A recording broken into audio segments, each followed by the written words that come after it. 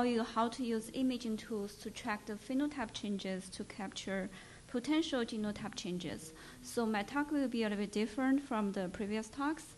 I think you guys are experts on genomics, transcriptomics, those really the sequences you can only see through special equipment. But my research actually will be something you can actually see on the organ level or tissue level. Okay, so phenotypes and genotypes, and you guys all know how much data you can create by going through high-seq or microarray. So they're like terabytes of data being created in a short amount of time. And also, if you ever done anything like scanning images like MRI or fMRI or CT, macro CT, those images, you also know that people can create a lot of images in a short amount of time. So we have a lot of data. However, the relationships between genotypes and the corresponding phenotypes is still in its infancy. But the good thing is people started to take advantage of both data sets, try to incorporate them together, try to find some meaningful results out of it. So first example is the neuroimaging genetics. It's a kind of new field. So basically, researchers using MRI images to capture the brain structure, and they are trying to have this quantitative phenotype and try to see, okay, we have the quantitative phenotypes, and how does the SNPs affect the structure of the brain? And based on that, they try to predict the human behaviors. So this is a good example of trying to use phenotypes to collaborate to take advantage of all the genotype information we have.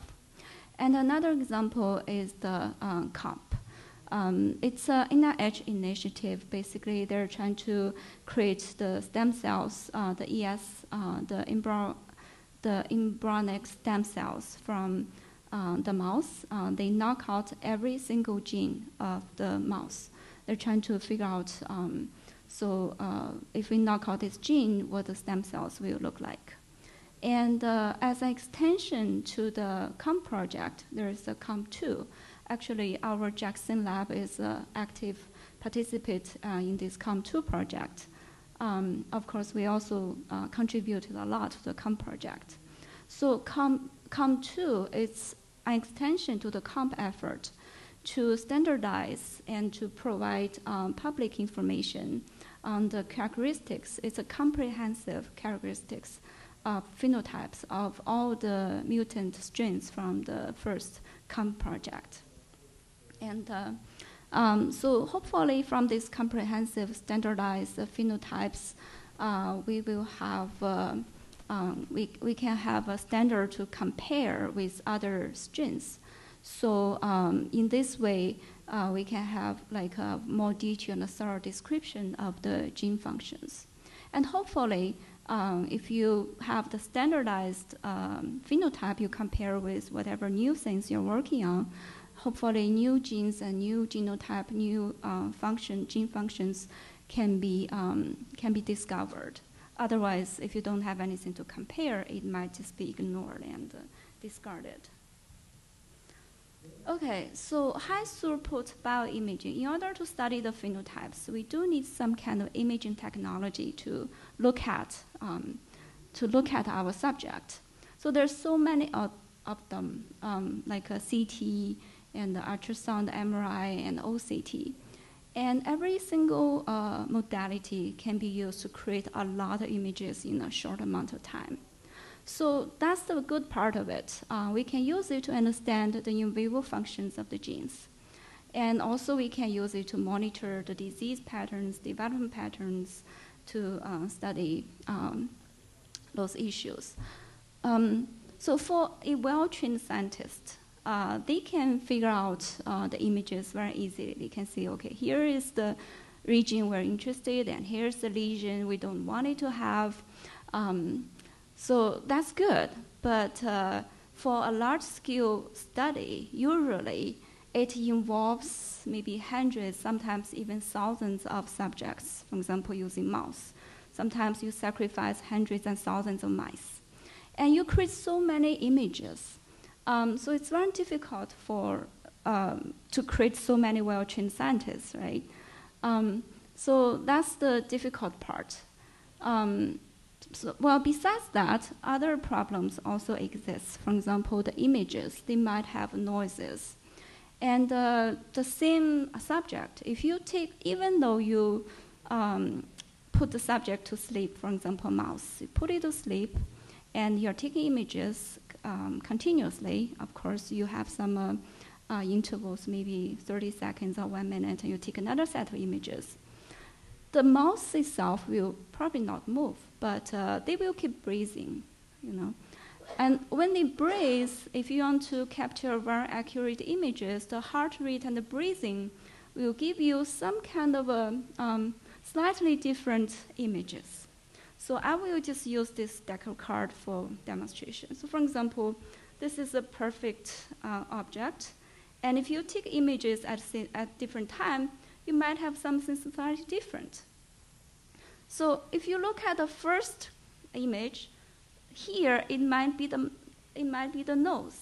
And if you look at the second image, you look at the same spot, it might be the mouse. So in this way, you kind of lose the trace of the subject. And like I said before, you might sacrifice thousands of mice, and it's difficult for one person to trace all the subjects.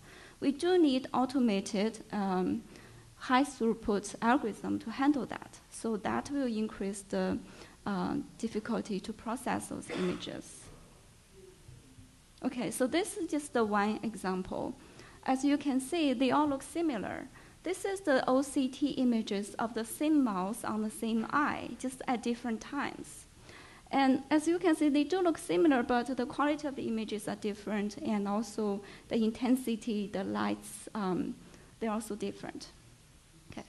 So, and on top of that, every single image has a lot of speckle noise. So it's very difficult to exactly locate the regions you want to look at. So what are we going to do about that? So we can average all the images together.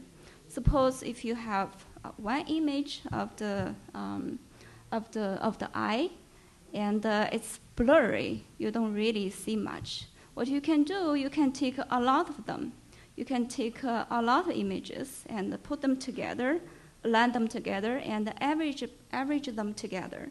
In this way, once we average all the images at the same position, but they might be taken at different time points, we can remove a lot of the speckle noises. Well, just simply average them together will not work. As I told you before, this is the object, and if you take images at different times, you might have images like this. If you average them together, you might average the eye with the nose. It's going to give you different things. So it's very important. We first have to register the image volumes together. So if, for example, this is the first image, this is the second image, once you take them, they look like this, all right? So we have to use a computer program to kind of put them together into something like this. So that will give us better results. And so we, in the study that I'm going to tell you guys later, we actually register the same image volumes, and we also register the same slices from different image volumes.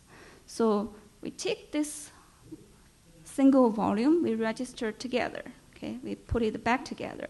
And we have different stacks. We actually register this stack with different stacks. So in this way, hopefully, we have a object like not so much twisted. Well, it's not perfect. We still have some slight differences between different volumes. But after the program, the processing of the program, it's getting better. So, yeah. So from this illustration, you guys can see the left side is original OCT scan of the eye, and it's very blurry. And you can sort of see the artery traces over there.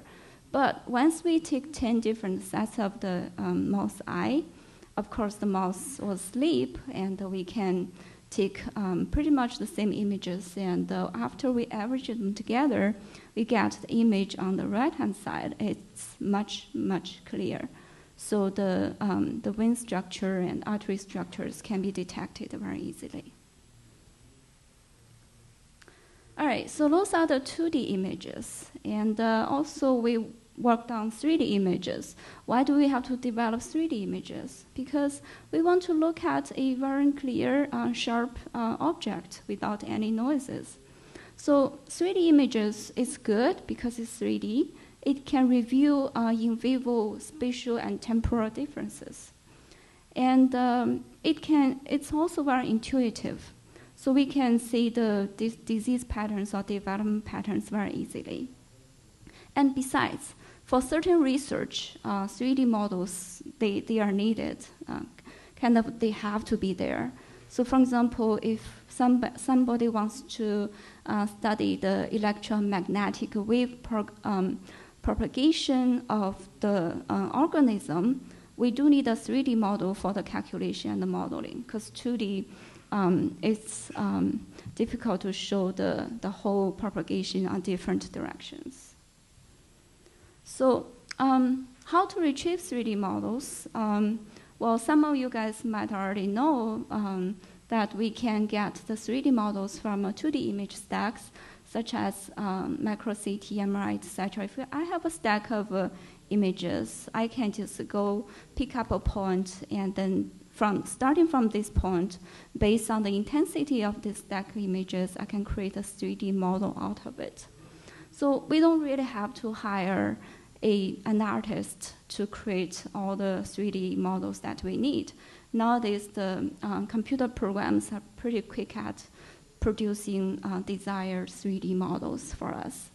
And besides, if you have a big 3D model, you don't want it, you want only part of it, you can cut it. Like you can be artist yourself. You have virtual tools to do your sculpture. You can get whatever you want. And also, if we register the image stacks, we have different stacks of images. We register them together. We can average intensities together. We can also produce generic models that can be used for various analysis. So I'll just tell you how you can be your own artist.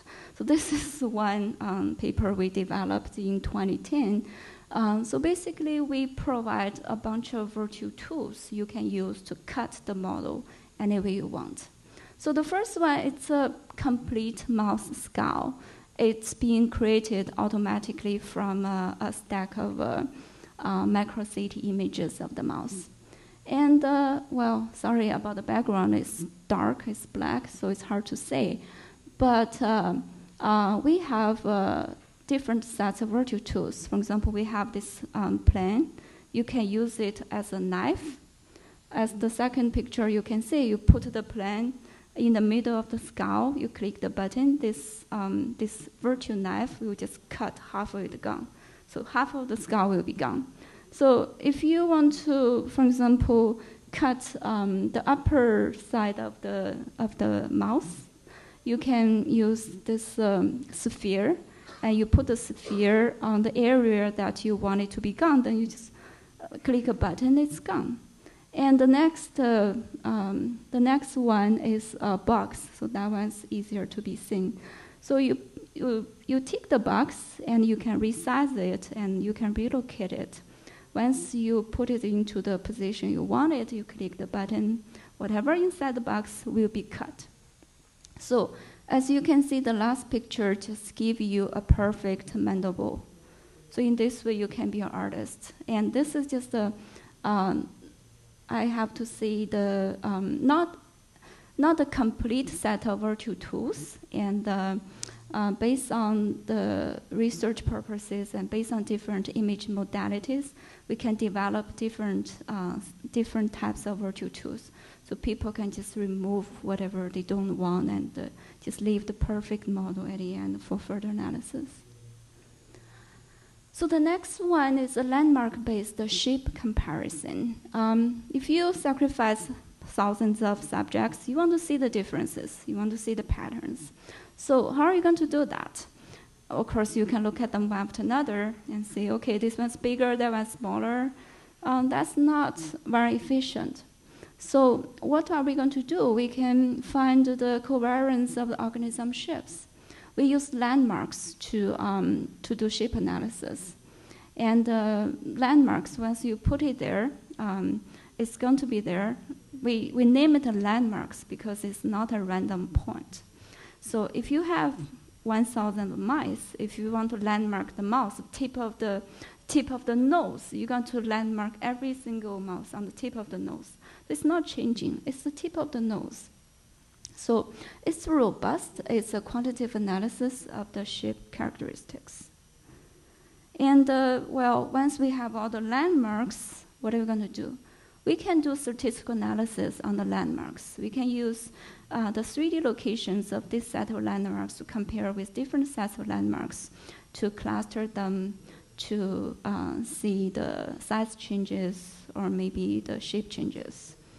And we can also do a transformation to allow you to see some kind of to allow you to virtually really see the changes. So to visualize the homology differences based on landmarks, we can use deformation algorithms to change one shape into another. And this TPS is one algorithm that we use. Of course, we have other types of shape-based transformation algorithms we can use. So this can be used for comparison of different shapes by the distortion on one shape into another. So this will just give you a simple example of what we can do. As you can see, this human skull, we have two sets of landmarks, the green one and the red one. We are not showing a big difference. We just show like the mouse, the differences on the mouse area. And the green one actually is a human skull. And the red one, the red landmarks, we put it on an ape, like a monkey. And you can easily see how the mouse area being changed. So in this way, if you landmark every single subject, you can easily see their differences. So it's faster, more visually friendly. And this is another example. This basically landmarked two sets of mouse skulls. The changes are not very dramatic. So it's only basically showing the mouse area. I took the mandibles away for other studies. So this one has only the upper part of the head left over.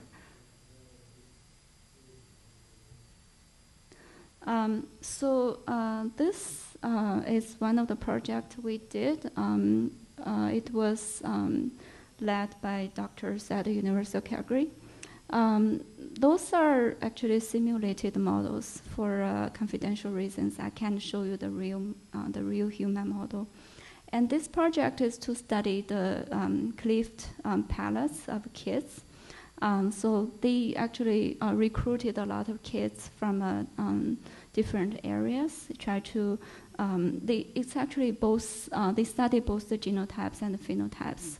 They collect blood tissues, blood samples, and to genotype different groups, and also they take pictures of the kids trying to see the phenotype differences. So like what we described before, we select certain type of landmarks and we put it on the models from the kids, and we could compare the differences of different kids. And the second picture, the first one, the two blue ones, they're obviously very different. And once we put the landmarks on them, we can sort of overlay them together. We can see the differences. And of course, this one's not being animated, but you can, by choosing different subsets of the landmarks, you can actually see the more detailed changes in different areas. And I couldn't show you the real clipped palette part of it, but this just give you a brief idea of what we can do based on image processing and develop all sorts of virtual tools to handle the models. So, so those works, they are very interesting. And thanks to my collaborators from the Jackson Lab and Universal Calgary, I had a lot of fun working with them with all the models. And also I actually kind of a little bit disturbed by looking at people with different facial diseases. So I hope I hope researchers from different fields in genomic fields and other fields could work together to take advantage of two sets of data, the genotype and phenotype, try to develop certain treatment plans to help people. Yeah, so thank you, and if you have any questions, I will be very happy to discuss with you guys.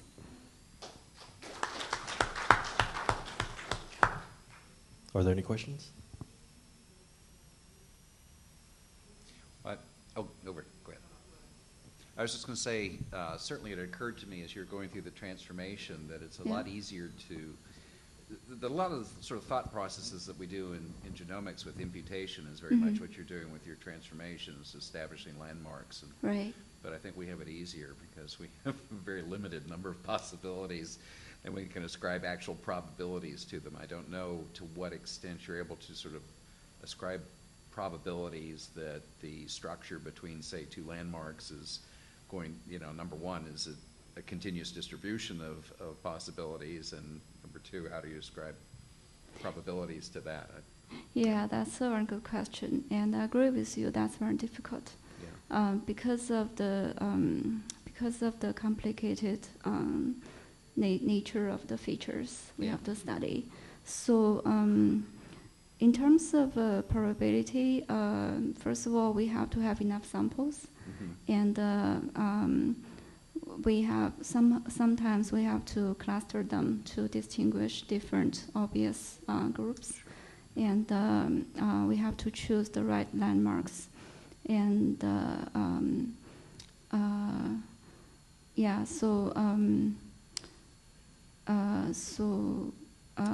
sometimes with the amount of samples we have, we don't really see any significant differences. So that's my experience. Okay. Yeah. Okay. Thank you. Hey, that was great. Thank you.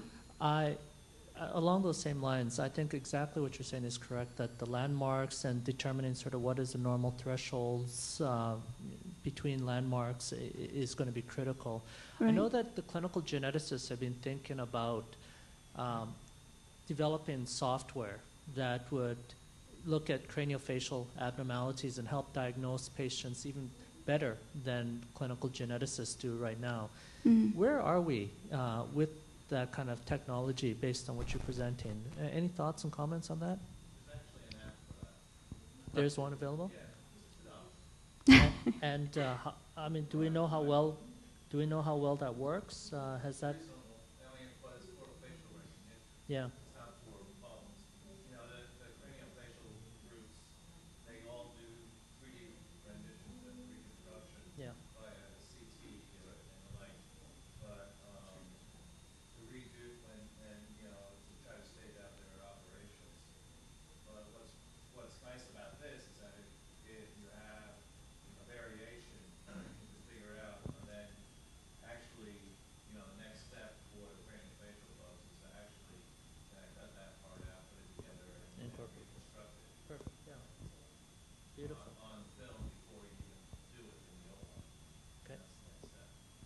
Thank you. Got your work cut out for you there. Good. Yeah, I didn't even know there's $2 app there.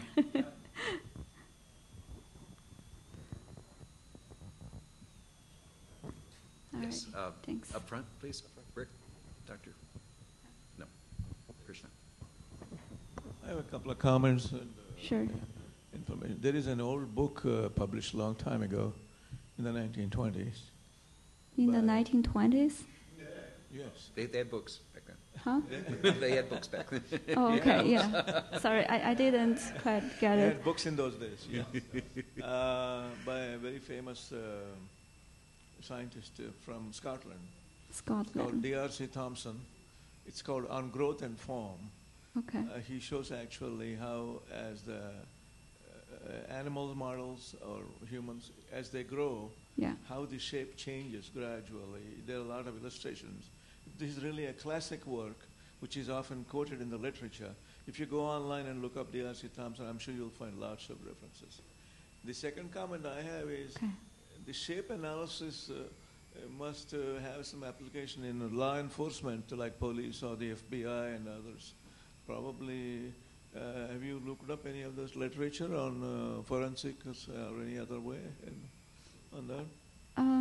Well, I did look into the applications, and a lot of them are like 2D based, because it's easier, it's cheaper, and faster that way. Yes. And but the mouse experiments we did, because we trying to simulate the human disease, so we did want to have 3D based models. Yes. This is actually what they call biometrics. This is also biometrics. Right. This is all, in fact, my teacher, my mentor was professor of biometry at the University of London, Haldane was. That was also called biometry. He was talking about fossil skulls and how they're changing shape and all these things. Right. So this is also biometry. I call this biometry. It is, yeah.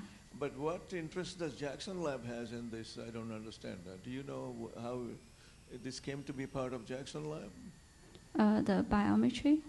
No, this what you're doing, this kind of work. Yeah. Oh, the first part, the OCT image processing, that's an ongoing project with the Jackson Lab. And the 3D-based landmarking and the children's clipped palette study, that was...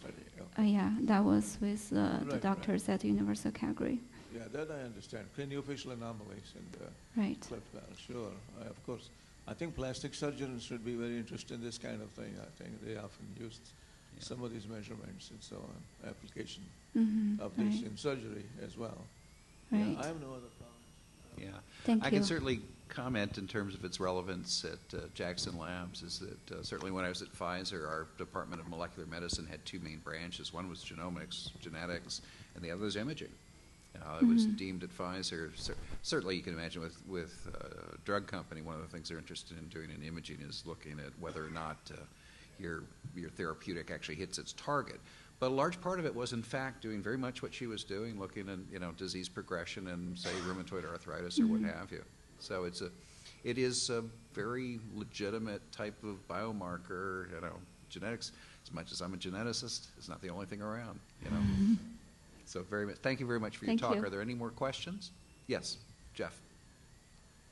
I read a paper not too long ago. It was very interesting on looking at distal cancers and their effect on craniofacial formation. These were very subtle changes. And then they were doing some of the imaging as well. Okay. And so I was wondering in that paper, though, because these were not major. Some of them involved small changes to genes that are known to be associated with cleft palate. But these were the effects I saw in the mice were really very small changes. And I was wondering how, with the imaging, it must be really challenging to try to distinguish just differences between one mouse and the next, even in the same knockout, for instance, versus then trying to see that what a subtle difference actually is caused by that gene deletion or that small deletion. I didn't read the paper, so I'm not sure which tissue they're looking at. But as you said, the mouse is small by itself, And also, if they just have a few gene differences, the phenotype might be very, very similar.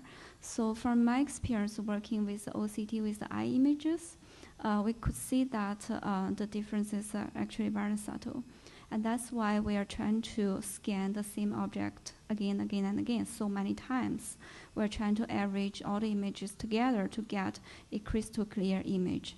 So hopefully from two sets of clear images, we could distinguish the differences. Because with all those speckle noises and maybe some, like I showed you guys, like because of the breathing issues, if we align the cards like differently, like in this way, or maybe in this way, we couldn't really see the difference, or we might think, oh, there's a difference, but it's not. So from my experience working with eye images, it's quite difficult. That's why besides the basic averaging technology we're using, we're actually working on object-based alignment. Basically, we from the stack images, we figure out the major artery, and we find a way to trace the direction of the artery, how it goes. And we're trying to align the little arteries one slide after another. So we are hoping to get better alignments and average. So based on that, hopefully we can find a way to tell the subtle, very subtle differences between different strains. Yeah, that's a good question. It's actually quite difficult process. We are pushing forward. Any questions? All right, well, if there are no more questions, I certainly Thank would you like to very much. thank you. And I'd like to thank